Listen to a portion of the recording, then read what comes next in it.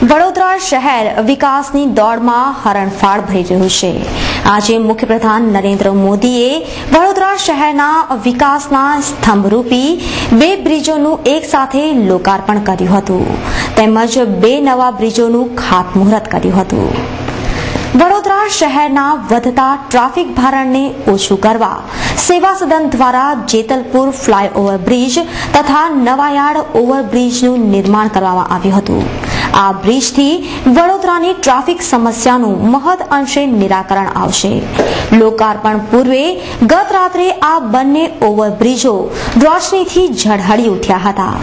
વડોદરાના વિકાસના આધારસ્તંભ બની રહેનાર આ બંને બ્રિજોનું લોકાર્પણ કરવા મોડી સાંજે મુખ્યપ્રધાન નરેન્દ્ર મોદી વડોદરા આવી પહોંચ્યા હતા। જંગી જનમેદનીની હાજરીમાં મુખ્યપ્રધાન નરેન્દ્ર મોદીએ જેતલપુર બ્રિજ પર પહોંચી બ્રિજની તકતીનું અનાવરણ કરી રાહદારીઓ માટે જેતલપુર બ્રિજ તથા નવાયાર્ડ બ્રિજને નગરજનો માટે ખુલ્લો મૂક્યો હતો।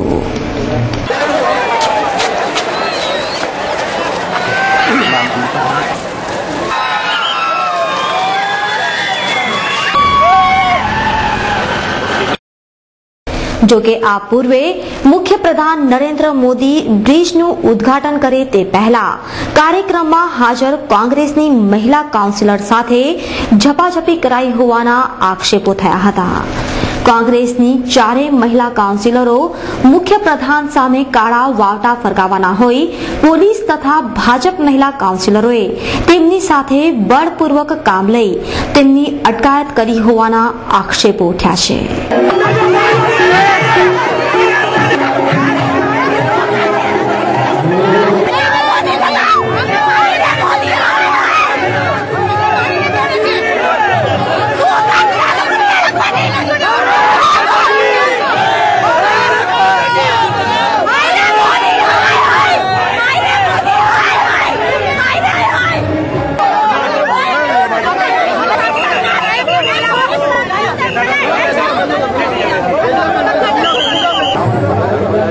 બીજી તરફ શહેર કોંગ્રેસે મુખ્યપ્રધાન નરેન્દ્ર મોદીના વિરોધમાં ધરણા પ્રદર્શન કરી વિરોધ નોંધાવ્યો હતો। શહેર કોંગ્રેસે જિલ્લા કલેક્ટર કચેરી બહાર ધરણા કર્યા હતા। શહેર કોંગ્રેસ પ્રમુખ નરેન્દ્ર રાવતની આગેવાનીમાં વિપક્ષ નેતા ચિન્નમ ગાંધી, દલસુખભાઈ પ્રજાપતિ, ભીખાભાઈ રબાડી, ચિરાગ ઝવેરી સહિત અગ્રણી કાર્યકરોએ ધરણા સાથે ઉગ્ર સૂત્રોચ્ચાર કરી મુખ્યમંત્રીનો વિરોધ નોંધાવ્યો હતો। ધરણા પ્રદર્શન કરી રોડ પર ઉતરી ગયેલા કોંગ્રેસીઓ મુખ્યમંત્રી સામે કાળા વાવટા ફરકાવે તે પૂર્વે જ પોલીસે 20 થી 25 જેટલા કોંગ્રેસીઓની ધરપકડ કરી હતી। જ્યારે મુખ્યમંત્રી નરેન્દ્ર મોદી સયાજી હોસ્પિટલ ખાતેથી પસાર થતા હતા તે સમયે યુથ કોંગ્રેસના ઉપપ્રમુખ ઋત્વિજ જોશી, આશિષ માંગરોળા સહિત કાર્યકરોએ કાળા વાવટા ફરકાવી વિરોધ દર્શાવ્યો હતો। તો ફતેગંજ સર્કલ ખાતે પણ મુખ્યપ્રધાન નરેન્દ્ર મોદીના વિરોધમાં કાળા વાવટા ફરકાવવા ઉભા રહેલા કોંગ્રેસના કાર્યકરોની પોલીસે ધરપકડ કરી હતી। આખરે અન્ના હજારેના જન આંદોલન સામે સરકાર ઝૂકી હતી અને આ સાથે 12 દિવસથી અનશન કરનાર 74 વર્ષીય અન્ના હજારે સવારે 10 વાગે અનશન તોડ્યા હતા। ભ્રષ્ટાચાર વિરુદ્ધ જન લોકપાલ કાયદાની માંગ સાથે અન્ના હજારે દિલ્હીના રામલીલા મેદાન પર અનશન કર્યા હતા। અન્નાની હટ સામે રાજકીય બદલાતા સમીકરણો વચ્ચે આખરે રાજહટને પીછેહટ કરવી પડી અને અન્ના હજારે સાથે હજારો લોકોએ ભ્રષ્ટાચાર વિરુદ્ધ શરૂ કરેલી જંગમાં જન આંદોલનની જીત થઈ। અન્ના હજારેની માંગણી સંતોષાતા જ સમગ્ર દેશમાં વિજય ઉત્સવ મનાવવામાં આવ્યો હતો। વડોદરા શહેરમાં પણ અન્નાની જીતનો ઉન્માદ અને ઉત્સાહ હતો। વડોદરામાં અન્નાના સમર્થકો સડકો પર ઉતરી આવી વિજય ઉત્સવ મનાવતા નજરે પડ્યા હતા। ગાંધીનગર ગૃહ ખાતે અન્ના સાથે ઉપવાસમાં જોડાયેલ સામાજિક કાર્યકરોએ પણ આજે પારણા કરી અન્નાના વિજયને વધાવ્યો હતો।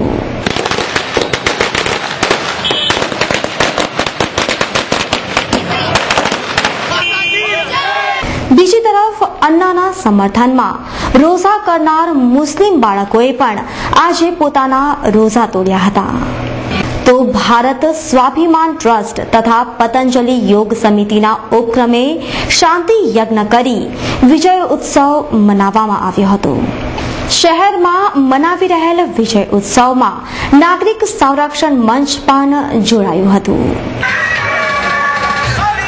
એક તરફ રાતથી જ દેશ સાથે શહેરમાં જીતની ખુશાલી મનાવવામાં આવી રહી છે, પણ આ જન ચળવળનો પાયો નાખનાર લોકનાયક જયપ્રકાશ નારાયણને સૌ કોઈ ભૂલી ગયા છે. ભારત રત્ન જયપ્રકાશ નારાયણે 1977ના દાયકામાં સંપૂર્ણ ક્રાંતિના આહવાન સાથે સૌથી મોટું જન આંદોલન કર્યું હતું. આ જન આંદોલને લોકોને જાગૃત કર્યા હતા. ત્યારબાદ અન્ના હજારેનું આંદોલન દેશનું સૌથી મોટું બીજું આંદોલન છે. જો કે આજે દેશ જશ્ન મનાવી રહ્યો છે, ત્યાં લોકનાયક જયપ્રકાશ નારાયણ વિસરાઈ ગયા છે. તે દુઃખની કમનસીબ બાબત છે. સતત 12 દિવસ સુધી અન્ના હજારેના સમર્થનમાં રેલીઓ પ્રદર્શન કરનાર જાગૃત લોકો લોકનાયકને યાદ કરી તેમની પ્રતિમાને પુષ્પાંજલિ અર્પી તેમની પ્રતિમા પાસે જીતનો જશ્ન મનાવ્યો હોત तो जश्न વધુ ને વધુ यादगार बनी रहे. आज बहुत बड़ा लीडर्स है, बहुत बड़ा पॉलिटिशियंस है, पब्लिक है और हिस्ट्री जानने वाले हिस्टोरियंस भी है, पर आज कोई भी जयप्रकाश नारायण के बारे में बात नहीं किया.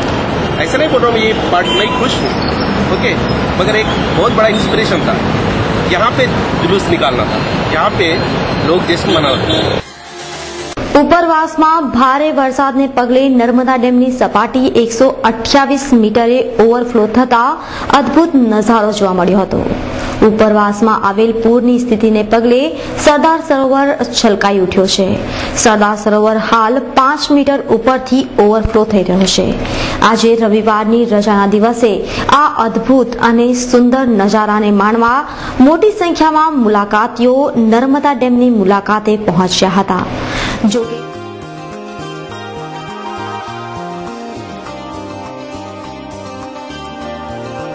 જો કે નર્મદા ડેમ ઓવરફ્લો થતા ભરૂચ જિલ્લાના ગોલ્ડન બ્રિજની સપાટી પણ વધી રહી છે, જેના કારણે કાંઠાવાળા વિસ્તારમાં રહેતા લોકોને સ્થળાંતર કરવાની ફરજ પડી હતી. વડોદરા જિલ્લા એથ્લેટિક્સ એસોસિએશન દ્વારા હોકીના જાદુગર મેજર ધ્યાનચંદના જન્મદિને યોજેલ મિની મેરેથોનને મેયરના હસ્તે લીલી ઝંડી બતાવી પ્રસ્થાન કરાવ્યું હતું. હોકીના જાદુગર મેજર ધ્યાનચંદના જન્મદિન નિમિત્તે હોકી મેદાન પરથી વડોદરા જિલ્લા એથ્લેટિક એસોસિએશન દ્વારા મિની મેરેથોન દોડનું આયોજન કરવામાં આવ્યું હતું. 5 વિભાગોમાં વહેંચાયેલ મિની મેરેથોનને મેયર ડોક્ટર જ્યોતિબેન પંડ્યાના હસ્તે લીલી ઝંડી બતાવી પ્રસ્થાન કરાવ્યું હતું.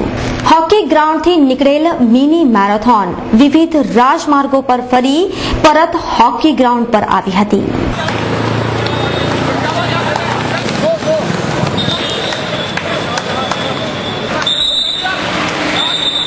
ગણેશ ઉત્સવની ઉજવણીની ઘડીઓ ગણાઈ રહી છે.